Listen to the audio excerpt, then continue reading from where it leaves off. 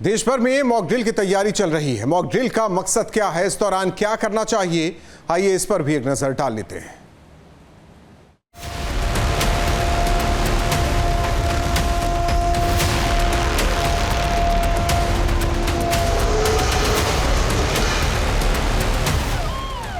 बुधवार को एक साथ देश भर में सायरन बजेगा और फिर प्रशासन की टीम अपनी तैयारियों को परखेगी।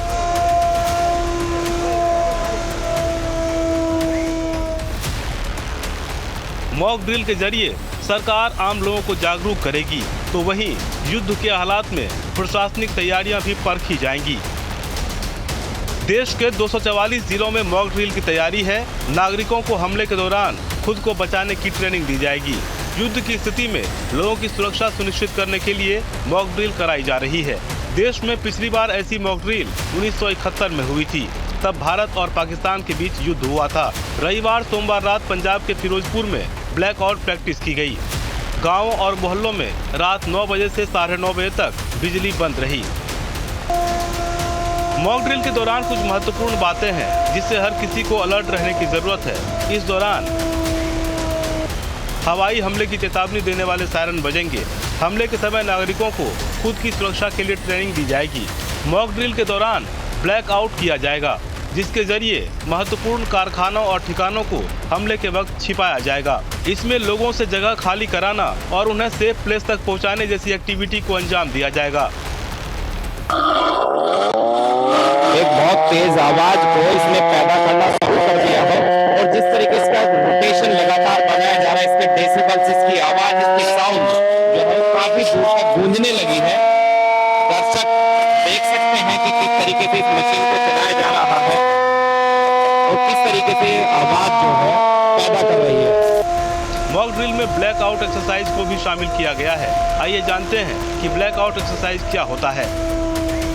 मॉक ड्रिल यानी एक तरह की प्रैक्टिस है। इसमें देखा जाता है कि इमरजेंसी के समय लोग कैसे रिएक्ट करते हैं, प्रशासन कैसे और कितनी जल्दी रिएक्ट करता है। ब्लैकआउट एक्सरसाइज का मतलब इलाके की लाइट बंद कर देना। एक तय समय के लिए पूरे इलाके की लाइट बंद कर दी जाएगी। इलाके को अंधेरे में कैसे सुरक्षित रखा जाए, यही इसका मकसद है। इससे दुश्मन को निशाना साधने में मुश्किल होती है। मॉक ड्रिल के दौरान तेज आवाज में सायरन बजाए जाते हैं। क्या होता है ये सायरन और इसे क्यों बजाया जाता है?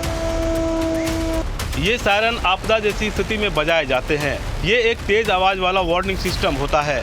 जंग वाले सायरनों की आवाज तेज होती है, जो 2 से 5 किलोमीटर की रेंज तक सुनाई देते हैं।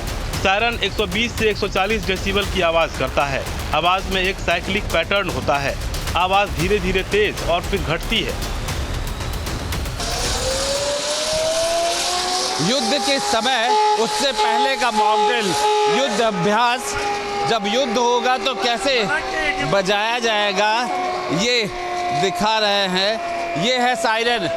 युद्ध के समय पे इसी सायरन का सबसे महत्वपूर्ण होता है। ये पहली बार आप सुन रहे हैं।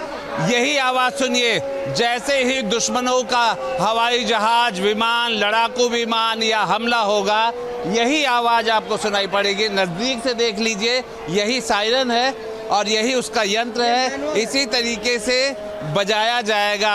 आजकल मैनुअल के अलावा भी जब इलेक्ट्रॉनिक फेल होता है तो मैनुअल चलता है।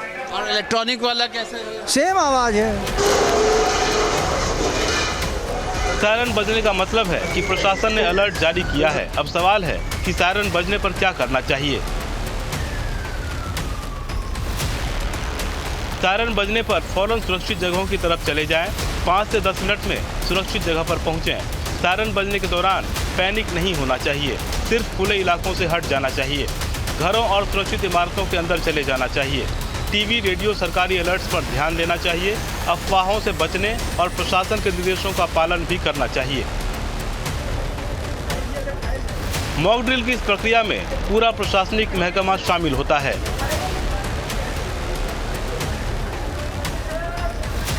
जिसमें जिलाधिकारी, स्थानीय प्रशासन, सिविल डिफेंस वार्डन, पुलिसकर्मी, होमगार्ड्स, कॉलेज स्कूल के छात्र, national cadet corps, national service team, Nehru युवा केंद्र जैसे संगठन शामिल हैं।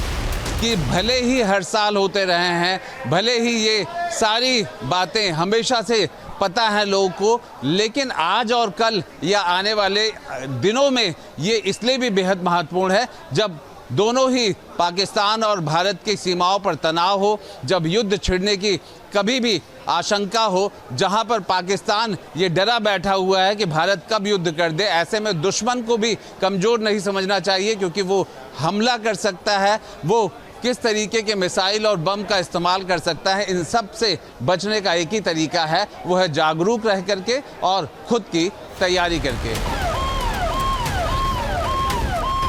यानी तैयारियां पूरी हैं और मॉक ड्रिल के जरिए इसकी परख भी हो जाएगी।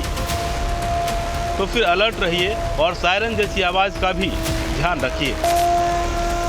Team news state.